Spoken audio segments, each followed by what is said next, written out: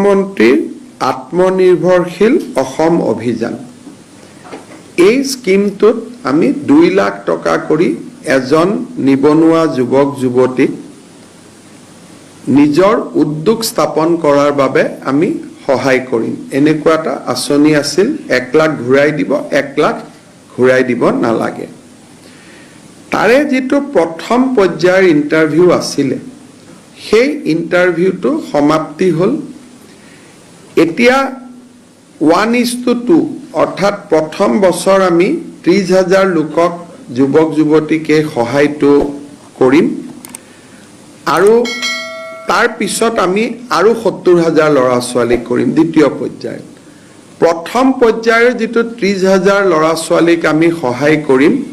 তেওঁলোকৰ জিলা পৰ্যায়ৰ ইন্টাৰভিউ 16 আগষ্টৰ পৰা আমি আৰম্ভ কৰিম আৰু 5 ছেপ্টেম্বৰত আমি এই ইন্টাৰভিউটো সমাপন কৰিম আৰু 30 ছেপ্টেম্বৰত আমি 30,000 যুৱকক 2 লাখ টকাৰ যেটো আঁচনি সেই আঁচনিৰ অংশসমূহ আমি বিতৰণ কৰিম